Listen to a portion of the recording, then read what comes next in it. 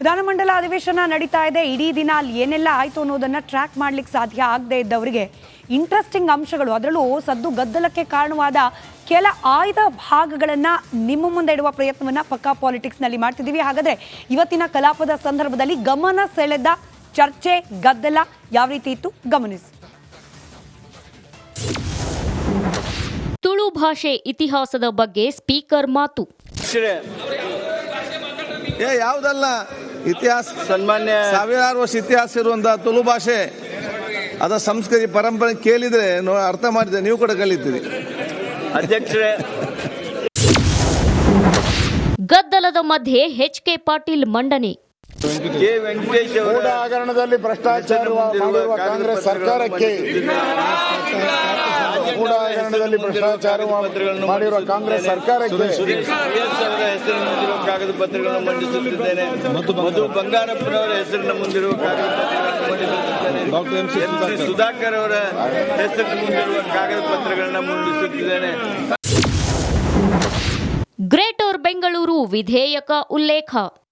ಅಧ್ಯಕ್ಷೆ, 2024ನೇ ಸಾಲಿನ ಗ್ರೇಟರ್ ಬೆಂಗಳೂರು ಆಡಳಿತ ವಿಧೇಯಕ ಪರಿಹರಿಸಬೇಕೆಂದು ಸೂಚಿಸಿದ್ದೇನೆ. ಗ್ರೇಟರ್ ಬೆಂಗಳೂರಿನಿಂದ ಕಂಟಕ. ಇಂಪಾರ್ಟೆಂಟ್ ಇದು. ಬೆಂಗಳೂರನ್ನ ಛಿದ್ರ ಮಾಡುವಂತದ್ದು ಇದಕ್ಕೆ ಸದನ ಸಮಿತಿ ಮಾಡಬೇಕು. ಎಲ್ಲ ವಿಧಾನಸಭೆ, ವಿಧಾನ ಪರಿಷತ್ ಎಲ್ಲರೆಲ್ಲ ಮಾಡಿದ್ರೆ ಬೆಂಗಳೂರಿಗೆ ಒಂದು ರೂಪ ಕೊಡೋಕ್ಕಾಗ್ತೈತೆ. ಯಾರೋ ಒಂದು ಅಧಿಕಾರಿ ಕೊಟ್ಟಿರೋದನ್ನ ವರದಿಯನ್ನು ತಗೊಂಡು ನೀವು ಮಾಡಿದ್ರೆ ಬೆಂಗಳೂರಿಗೆ ಕಂಟಕ ಬರುತ್ತೆ. ದಯವಿಟ್ಟು ಈ ಬಿಲ್ಲನ್ನ ಪೆಂಡಿಂಗ್ ಇಡಬೇಕು, ಸದನ ಸಮಿತಿ ಮಾಡಬೇಕು ಅಂತೇಳಿ ಮಂತ್ರಿಗಳಿಗೆ ನಾನು ಆಗ್ರಹ ಮಾಡ್ತಾ ಇದ್ದೀನಿ. ಗ್ರೇಟರ್ ಬೆಂಗಳೂರು ಬಗ್ಗೆ ಅರ್ಜೆಂಟ್ ಇಲ್ಲ. ಅವರ ಮಾತನ್ನ ನಾನು ಸಮರ್ಥಿಸ್ತೇನೆ. ಇದು ವ್ಯಾಪಕವಾಗಿ ಚರ್ಚೆ ಆಗಲಿ.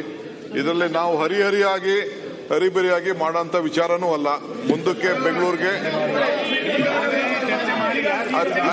ಹರಿಬರಿಯಾಗಿ ಮಾಡಕ್ಕಿಲ್ಲ. ಅವರ ಸಲಹೆ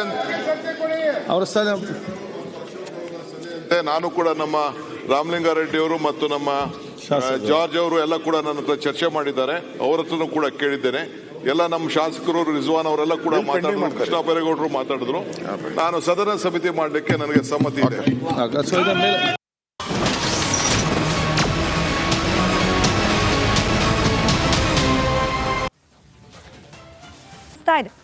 ಸರ್ಕಾರದ ವಿರುದ್ಧ ಈ ಕ್ಷಣಕ್ಕೂ ಕೂಡ ಪ್ರತಿಭಟನೆ ಮಾಡ್ತಿದ್ದಾರೆ. ಚರ್ಚೆಗೆ ಅವಕಾಶ ಕೊಡ್ತಿಲ್ಲ ನೀವು. ಅಲ್ಲಿ ಕಳ್ಳತನ ಆಗಿರೋದು, ಭ್ರಷ್ಟಾಚಾರ ಆಗಿರೋದು, ಹಗರಣ ಆಗಿರೋದು ಪ್ರೂವ್ ಆದಂಗಾಯ್ತು. ಬಿಜೆಪಿಗರ ಮಾತಿದು.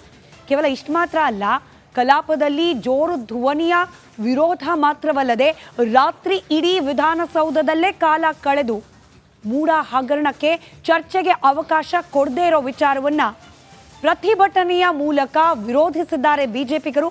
ಆ ಇಡೀ ಬಿಜೆಪಿಯ ಪ್ರತಿಭಟನೆಯ ಒಂದು ಝಲಕ್ ನಿಮ್ಮ ಮುಂದೆ.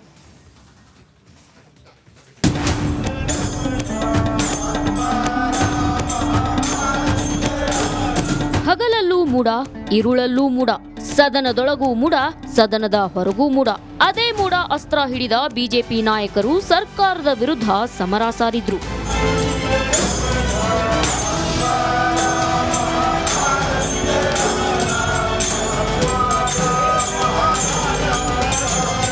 ಸರ್ಕಾರಕ್ಕೆ ಚುರುಕು ಮುಟ್ಟಿಸೋ ಹಠಕ್ಕೆ ಬಿದ್ದ ಬಿಜೆಪಿಗರು ವಿಧಾನಸಭಾ ಕಲಾಪದಲ್ಲಿ ಅಹೋರಾತ್ರಿ ಧರಣಿ ನಡೆಸಿದ್ರು. ರಾತ್ರಿ ಇಡೀ ಕಾಂಗ್ರೆಸ್ ವಿರುದ್ಧ ಭಜನೆ, ಚರ್ಚೆ ನಡೆಸಿದ್ರು.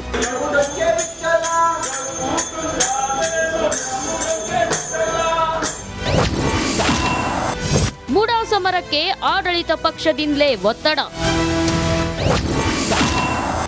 ಹೊಸ ಬಾಂಬ್ ಸಿಡಿಸಿದ ಬಿವೈ ವಿಜಯೇಂದ್ರ. ಮೂಢ ಹಗರಣದ ಬಗ್ಗೆ ದಿಟ್ಟ ಹೋರಾಟ ಮಾಡಬೇಕು ಅಂತ ಆಡಳಿತ ಪಕ್ಷದವರೇ ಒತ್ತಡ ಹಾಕ್ತಿದ್ದಾರಂತೆ. ಹೀಗೆ ಹೇಳೋ ಮೂಲಕ ಬಿಜೆಪಿ ರಾಜ್ಯಾಧ್ಯಕ್ಷ ಬಿವೈ ವಿಜಯೇಂದ್ರ ಹೊಸ ಬಾಂಬ್ ಸಿಡಿಸಿದ್ರು. ಮತ್ತೊಂದು ಕಡೆ ಮೂಢ ಹಗರಣ, ನಾನು ಪ್ರಾಮಾಣಿಕ ಒಂದು ಮಾತನ್ನು ಹೇಳ್ತೇನೆ, ಯಾರಿಗೂ ಹೇಳಕ್ ಹೋಗ್ಬೇಡ್ರಿ. ಆಡಳಿತ ಪಕ್ಷದಿಂದನೇ ಒತ್ತಡ ಇದೆ. ಏನ್ ಸರ್ ನೀವು ಮೂಢ ಹಗರಣವನ್ನ ಗಂಭೀರ ತೆಗೆದುಕೊಳ್ತಿಲ್ಲ ಅಂತೇಳಿ ಆಡಳಿತ ಪಕ್ಷ ಸದಸ್ಯರ ಪ್ರಶ್ನೆ ಮಾಡ್ತಾ ಇದ್ದಾರೆ. ಇಷ್ಟೆಲ್ಲ ಹೋರಾಟ, ಪ್ರತಿಭಟನೆ ಮಧ್ಯೆ ಹೈ ಡ್ರಾಮಾನೂ ನಡೀತು. ಸದನದಲ್ಲಿ ಒಂದು ಗ್ಯಾಂಗ್ ರಾತ್ರಿ ಇಡೀ ಬಿಸಿ ಬಿಸಿ ಚರ್ಚೆ ನಡೆಸ್ತಿದ್ರೆ ಇನ್ನೂ ಕೆಲವು ನಾಯಕರು ಬೆಚ್ಚಗೆ ಹಾಸಿಗೆ ಮೇಲೆ ಉರುಳಿದ್ರು. ಇನ್ನೂ ಕೆಲವರು ನಿದ್ರೆ ಮಾಡೋದಕ್ಕೂ ಆಗದೆ, ನಿದ್ದೆಗೆಡೋದಕ್ಕೂ ಆಗದೆ ಪರಿತಪಿಸಿದ್ರು. Bureau report, Republic Kannada.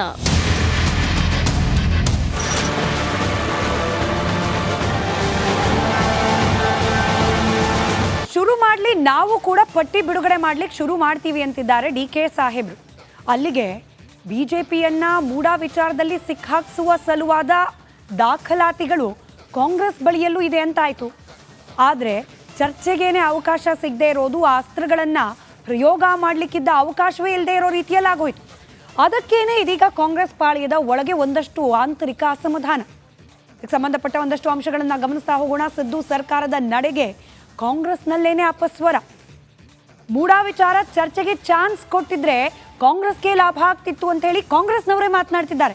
ಚರ್ಚೆಗೆ ಅವಕಾಶ ಕೊಡಬೇಕಾಗಿತ್ತು, ನಮ್ಮ ಹತ್ರ ಡಾಕ್ಯುಮೆಂಟ್ ಇತ್ತು, ಬಿಜೆಪಿ ಅವ್ರ ಕಾಲದಲ್ಲಿ ಕೊಟ್ಟಿರೋ ಸೈಟು ಇದೇ ಸಾಕು ಅವ್ರನ್ನ ಕಟ್ಟಾಕ್ಲಿಕ್ಕೆ. ಬಿಜೆಪಿ ಅವರೂ ಕೂಡ ಸೈಟ್ ತಗೊಂಡಿದ್ದಾರೆ ಅನ್ನೋದಕ್ಕೆ ನಮ್ಮ ಹತ್ರ ಡಾಕ್ಯುಮೆಂಟ್ಸ್ ಇದೆ. ಇದನ್ನ ಚರ್ಚೆಯಲ್ಲಿ ಮುಂದಿಟ್ಟಿದ್ರೆ ರಾಜ್ಯದ ಜನರ ಮುಂದೆ ವಿರೋಧ ಪಕ್ಷವನ್ನ ಸದನದ ಹಾಲ್ನಲ್ಲೇನೆ ಕಟ್ಟಾಕ್ಲಿಕ್ಕೆ ಒಳ್ಳೆ ಚಾನ್ಸ್ ಇತ್ತು, ಲಾಭ ಇತ್ತು. ಆದರೆ ಅವಕಾಶ ಕೊಡಲಿಲ್ಲ. ಬಿಜೆಪಿ ಅವಧಿಯಲ್ಲೇ ಮೂಡಾ ನಿವೇಶನ ಹಂಚಿಕೆ ಆಗಿದ್ದು ಅನ್ನೋದನ್ನ ಪ್ರಸ್ತಾಪ ಮಾಡ್ಬೋದಾಗಿತ್ತು. ಈ ಹಿಂದೆ ಅಧಿಕಾರದಲ್ಲಿದ್ದಾಗ ತಪ್ಪು ಮಾಡಿತ್ತು ಬಿಜೆಪಿ ಅನ್ನೋದನ್ನ ನಾವು ಆನ್ ದ ಫ್ಲೋರ್ ಪ್ರೂವ್ ಮಾಡ್ಬೋದಾಗಿತ್ತು. ದೋಸ್ತಿಗೇನೆ ತಿರುಗೇಟ್ ನೀಡಲಿಕ್ಕೆ ಕಾಂಗ್ರೆಸ್ಗೆ ವಿಫಲವಾದ ಒಂದಷ್ಟು ಅವಕಾಶಗಳಿದ್ರೂ ಕೂಡ ಅದನ್ನು ಬಳಸ್ಕೊಳ್ಳುವಲ್ಲಿ ವಿಫಲವಾಗ್ಬಿಟ್ವಿ. ಚರ್ಚೆಗೆ ಅವಕಾಶ ಕೊಡ್ದಲೆ ಅನ್ನೋ ಅಸಮಾಧಾನ ಇದೀಗ ಕಾಂಗ್ರೆಸ್ ಪಾಳ್ಯದ ಒಳಗೇನೆ ಹೊಗೆಯಾಡಲಿಕ್ಕೆ ಪ್ರಾರಂಭವಾಗಿದೆ. ಬಿಜೆಪಿ ಜೆಡಿಎಸ್ನ ಬಂಡವಾಳವನ್ನ ಬಯಲು ಮಾಡಬಹುದಾಗಿತ್ತು ನಾವು, ಆದರೆ ಚರ್ಚೆಗೆ ಅವಕಾಶ ಸಿಗಲೇ ಇಲ್ಲ. ಸೈಟ್ ಪಡೆದ ಪ್ರತಿಪಕ್ಷದವರ ಮಾಹಿತಿಯನ್ನ ಪ್ರಸ್ತಾಪ ಮಾಡಬಹುದಾಗಿತ್ತು. ಮೂಡಾದಿಂದಲೇ ಸೈಟನ್ನು ಪಡೆದ ಫಲಾನುಭವಿಗಳು ದೋಸ್ತಿ ಪಾಳ್ಯದಲ್ಲಿ ಎಷ್ಟು ಜನ ಇದ್ದಾರೆ, ಯಾರ್ಯಾರ ಹೆಂಡತಿ, ಯಾರ್ಯಾರ ತಮ್ಮ, ಯಾರ್ಯಾರ ಬೇನಾಮಿ ಹೆಸರಲ್ಲಿ ಮೂಡಾದಲ್ಲಿ ಸೈಟ್ ಹಂಚಿಕೆ ಆಗಿದೆ, ಅದೆಲ್ಲವನ್ನ ಕೂಡ ಕ್ಲಿಯರ್ ಕಟ್ ಆಗಿ ಪ್ರಸ್ತಾಪ ಮಾಡಬಹುದಾಗಿತ್ತು. ಮೂಡಾ ಚರ್ಚೆಗೆ ಅವಕಾಶ ನೀಡಿದಿದ್ರೆ ಬಿಜೆಪಿಗೆ ತಿರುಗುಬಾಣ ಆಗ್ತಾ ಇತ್ತು. ಬಿಜೆಪಿ ವಿರುದ್ಧವೇ ಮುಗಿಬೀಳುವ ಅವಕಾಶ ಕಾಂಗ್ರೆಸ್ಗೆ ಇತ್ತು. ಆದರೂ ಕೂಡ ಚರ್ಚೆಗೆ ಅವಕಾಶ ಸಿಗಲಿಲ್ಲ. ಹೀಗಾಗಿ ಕೈಯಲ್ಲಿದ್ದ ಅವಕಾಶವನ್ನ ಕೈ ಚೆಲ್ಲಿ ಇದೀಗ ಪಾದಯಾತ್ರೆಗೆ ಅವಕಾಶ, ಅಹೋರಾತ್ರಿ ಧರಣಿ ಸತ್ಯಾಗ್ರಹಕ್ಕೆ ಅವಕಾಶ, ಇದೆಲ್ಲವನ್ನ ಕೂಡ ನಾವಾಗೆ ಬಿಜೆಪಿ ಅವರ ತಟ್ಟೆಗೆ ಇದೊಂದು ಲಡ್ಡು ಅದೊಂದು ಲಡ್ಡು ಅನ್ನೋ ರೀತಿಯಲ್ಲಿ ಕೊಟ್ಟುಬಿಟ್ವಾ ಅನ್ನೋ ರೀತಿಯ ಚರ್ಚೆ ಕಾಂಗ್ರೆಸ್ ಪಾಳ್ಯದಲ್ಲಿ ಇದೀಗ ಶುರುವಾಗಿದೆ. ನಮಸ್ಕಾರ, ನೀವು ನೋಡ್ತಾ ಇದ್ದೀರಾ ಪಕ್ಕಾ ಪಾಲಿಟಿಕ್ಸ್. ನಾನು ಸ್ಮಿತಾ ರಂಗನಾಥ್. ಎಂದಿನಂತೆ ಇವತ್ತು ಕೂಡ ಮುಂದಿನ ಅರ್ಧ ಗಂಟೆಗಳ ಕಾಲ ರಾಜಕೀಯ ವಿದ್ಯಮಾನಗಳ ಪೈಕಿ ಅತ್ಯಂತ ಸೆನ್ಸೇಷನಲ್ ಅನಿಸುವಂತಹ ಸುದ್ದಿಗಳನ್ನ ನಿಮ್ಮ ಮುಂದೆ ತೆರೆದಿಡ್ತೇವೆ. ಹಾಗಾದ್ರೆ ಶುರು ಮಾಡೋಣ ಇವತ್ತಿನ ಪಕ್ಕಾ ಪಾಲಿಟಿಕ್ಸ್ ಅನ್ನ, ಇವತ್ತಿನ ರಾಜಕೀಯ ವಿದ್ಯಮಾನದ ಅತಿ ದೊಡ್ಡ ಸುದ್ದಿಯ ಮೂಲಕ.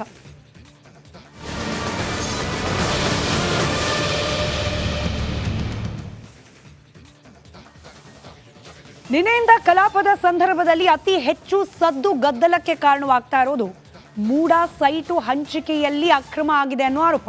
ಸಿದ್ದರಾಮಯ್ಯನವರ ಪತ್ನಿ ಹೆಸರಲ್ಲಿ ಸೈಟನ್ನ ಅಕ್ರಮವಾಗಿ ನೀಡಲಾಗಿದೆ ಅನ್ನೋ ಆರೋಪವನ್ನ ಮುಂದಿಟ್ಕೊಂಡು ಮುಖ್ಯಮಂತ್ರಿಗಳ ರಾಜೀನಾಮೆಗೆ ಆಗ್ರಹಿಸ್ತಾ, ಹಾಗೆ ಸದನದಲ್ಲಿ ಇದರ ಬಗ್ಗೆ ಚರ್ಚೆಗೆ ಆಗ್ರಹಿಸ್ತಾ ಬಿಜೆಪಿ ನಾಯಕರು ಅಹೋರಾತ್ರಿ ಧರಣಿಯನ್ನ ಕೂಡ ನಡೆಸ್ಬಿಟ್ರು.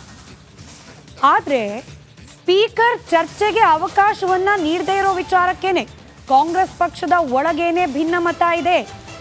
ನಮಗೆ ಸಿಕ್ಕ ಅವಕಾಶವನ್ನ ನಾವೇ ಕೈ ಚೆಲ್ಲಿ ಕುಳಿತುಬಿಟ್ವಾ ಅನ್ನೋ ಅಪಸ್ವರ ಕಾಂಗ್ರೆಸ್ ಪಕ್ಷದ ಒಳಗೇನೆ ಕೇಳೋಕ್ ಸಿಗ್ತಾ ಇದೆ. ನಿನ್ನೆ ನಾವು ಗಮನಿಸಿದ್ವಿ, ಭೈರತಿ ಸುರೇಶ್ ಕೈಯಲ್ಲಿ ಪೇಪರ್ ಹಿಡ್ಕೊಂಡು ಹೇಳಿದ್ರು, ನನಗೆ ಅವಕಾಶ ಕೊಟ್ರೆ ಸ್ಪೀಕರ್ ಸಾಹೇಬ್ರು ಬಿಜೆಪಿಗರ ಪಾಲೆಷ್ಟಿದೆ ಮೂಡಾ ಹಗರಣದಲ್ಲಿ ವಿತ್ ಡಾಕ್ಯುಮೆಂಟ್ಸ್ ಇಡ್ತೇನೆ ಅಂತ ಹೇಳಿ. ಆದರೆ ಸ್ಪೀಕರ್ ಅವರು ಮೂಡಾ ವಿಚಾರವನ್ನ ಚರ್ಚೆಗೆ ತೆಗೆದುಕೊಳ್ಳಲಿಕ್ಕೆ ಅವಕಾಶನೇ ಕೊಡಲಿಲ್ಲ. ಹೀಗಾಗಿ ಕಾಂಗ್ರೆಸ್ ಕೈಯಲ್ಲಿ ಮೂಡಾ ಅಸ್ತ್ರ ಬಿಜೆಪಿ ವಿರುದ್ಧ ಪ್ರಯೋಗ ಮಾಡಲಿಕ್ಕೆ ಎಲ್ಲ ಅವಕಾಶ ಇದ್ರೂ ಕೂಡ ಕೈಯಲ್ಲಿದ್ದ ಅವಕಾಶವನ್ನ ಕೈ ಚೆಲ್ಬಿಟ್ರ, ಚರ್ಚೆಗೆ ಅವಕಾಶವನ್ನ ನೀಡದೆ ಅನ್ನೋ ಟಾಕ್ ಇದೀಗ ಕಾಂಗ್ರೆಸ್ ಪಾಳೆಯದ ಒಳಗೇನೆ ಪ್ರಾರಂಭವಾಗಿದೆ. ಸರ್ಕಾರದ ನಡೆಗೆ, ಸ್ಪೀಕರ್ ಕ್ರಮಕ್ಕೆ ಕಾಂಗ್ರೆಸ್ನಲ್ಲೇ ವಿರೋಧ ವ್ಯಕ್ತವಾಗ್ತಾ ಇದೆ. ಒಂದು ಹಗರಣ, ಒಂದೊಳ್ಳೆ ಅವಕಾಶ ಕೂಡ ಇತ್ತು. ಲಾಭ ನಷ್ಟದ ಲೆಕ್ಕಾಚಾರದಲ್ಲಿ ಕಾಂಗ್ರೆಸ್ಗೂ ಕೂಡ ಲಾಭ ಆಗಬಲ್ಲಂತಹ ಅಂಶಗಳಿತ್ತು. ಬಿಜೆಪಿಯನ್ನ ಕಟ್ ಹಾಕ್ಲಿಕ್ಕೆ ಬೇಕಾದ ಅಸ್ತ್ರಗಳು ಇದೇ ಮೂಡಾ ಸೈಟು ಅಕ್ರಮದ ವಿಚಾರದಲ್ಲಿ. ಆದರೆ ಚರ್ಚೆಗೆ ಅವಕಾಶ ಕೊಡದೇ ಇರೋದು ನಮ್ಗೇನೆ ಹಿಂದೇಟಾಯಿತು ಅನ್ನೋ ಚರ್ಚೆ ಕಾಂಗ್ರೆಸ್ ಆಂತರಿಕ ವಲಯದಲ್ಲಿ ನಡೀತಾ ಇದೆ. ಕಾಂಗ್ರೆಸ್ ಆಂತರಿಕ ವಲಯದಲ್ಲಿ ನಡೀತಾ ಇರುವ ಈ ಚರ್ಚೆಯ ಇನ್ಸೈಡ್ ಡೀಟೇಲ್ಸ್ ರಿಪಬ್ಲಿಕ್ ಕನ್ನಡಕ್ಕೆ ಲಭ್ಯವಾಗಿದೆ. ತಗೊಂಡಿದ್ದು ನಿಜ ತಾನೆ, ಅವರು ಎನ್ಕರೇಜ್ ಮಾಡ್ಕೊಂಡಿದ್ದು ನಿಜ ತಾನೆ. ಅದಕ್ಕೆ BD ಅವರು ಮೂಡಾ ಅವರು ಕಾರ್ಪೊರೇಷನ್ ಕೊಟ್ಟವ್ರೆ. ಏನು ಅವ್ಯವಹಾರ ಏನಾಗಿದೆ, ಅವ್ಯವಹಾರ ಮಾಡಿರೋದೆಲ್ಲ ಅವ್ರ ಕಾಲದಲ್ಲಿ. ಅವರೇ ಇದಕ್ಕೆ ಪಿತಾಮಹ. ಅದು ಕಂಪ್ಲೀಟಾಗಿ ಎನ್ಕ್ವೈರಿ ಆಗಲಿ, ಅವರು ಕೊಡಲಿ. ಅದಕ್ಕೋಸ್ಕರ ಈಗ ಸುಮ್ಮನೆ ಅದನ್ನು ಮುಚ್ಚಕ್ಕೆ ಇದನ್ನು ಸ್ಟಾರ್ಟಿಂಗ್ ಫಸ್ಟ್ ಡೇನೇ ತೆಗಿಬೇಕಾಯ್ತು ಇದನ್ನು ಅಂತವರು. ಫಸ್ಟ್ ಡೇ ಯಾಕೆ ತೆಗಿಲಿ? ಎಲ್ಲ ಇವರೇ ಸೈಟ್ಗಳು ಹಂಚ್ಕೊಂಡಿರೋರು ಎಲ್ಲ ಪಟ್ಟಿನ ಬಿಡುಗಡೆ ಮಾಡ್ತೀವಿ. ಪಟ್ಟಿಗೆ ಎಲ್ಲ ಇಲ್ಲಲ್ಲ, ಈಗ ನೆಕ್ಸ್ಟ್ ಬಿಡ್ತೀವಿ. ಅವ್ರದ್ದು ಶುರು ಮಾಡಲಿ, ಅವ್ರದ್ದು ಏನೇನು ಮಾಡ್ತಾರೆ ಎಲ್ಲ ಕಂಪ್ಲೀಟ್ ಡೆಲ್ಲಿ ಗಂಟ ಮಾಡಲಿ, ಡೆಲ್ಲಿ ಗಂಟ ಮಾಡಲಿ. ಯಾರು ಬೇಡ ಅಂತ ಹೇಳ್ತಾರೆ? ಅದಕ್ಕೆ ಮಾಡಕ್ಕೆ ಆಮೇಲೆ ಪಟ್ಟಿ ಬಿಡುಗಡೆ ಮಾಡಿ ತಗೊಂಡಿದ್ದು ನಿಜ ತಾನೆ? ಅವರು ಎನ್ಕರೇಜ್ ಮಾಡ್ಕೊಂಡಿದ್ದು ನಿಜ ತಾನೆ? ಅವ್ರ ಅವಕಾಶ ಬಿಜೆಪಿಯವರಿಗೆ ಹೇಗೆ ಸಿಕ್ತೋ ಅದನ್ನ ಹಾಗೇನೆ ಉಪಯೋಗಿಸ್ಕೊಳ್ಳೋ ಪ್ರಯತ್ನವನ್ನ ನಿನ್ನೆಯಿಂದ ಕೂಡ ಮಾಡ್ತಿದ್ದಾರೆ. ಮೂಡಾ ಹಗರಣದಲ್ಲಿ ಮುಖ್ಯಮಂತ್ರಿಗಳನ್ನ, ಆ ಮೂಲಕ ಇಡೀ ಕಾಂಗ್ರೆಸ್ ಸರ್ಕಾರವನ್ನ ಕಟ್ಟಾಕೋ ಪ್ರಯತ್ನವನ್ನ ಅಹೋರಾತ್ರಿ ಧರಣಿ ಸತ್ಯಾಗ್ರಹ ಮಾಡುವ ಮೂಲಕ ಬಿಜೆಪಿ ಬಳಸ್ಕೊಳ್ತಾ ಇದೆ. ಆ ಮೂಲಕ ಮೂಡಾ ಹಗರಣ ಕಾಂಗ್ರೆಸ್ಸಿಗರ ಪಾಲಿಗೆ ಶಾಪವಾದ್ರೆ ಬಿಜೆಪಿ ಪಾಲಿಗೆ ಒಂದು ರೀತಿಯಲ್ಲಿ ವರವಾಗಿ ಪರಿಣಮಿಸಿದೆ.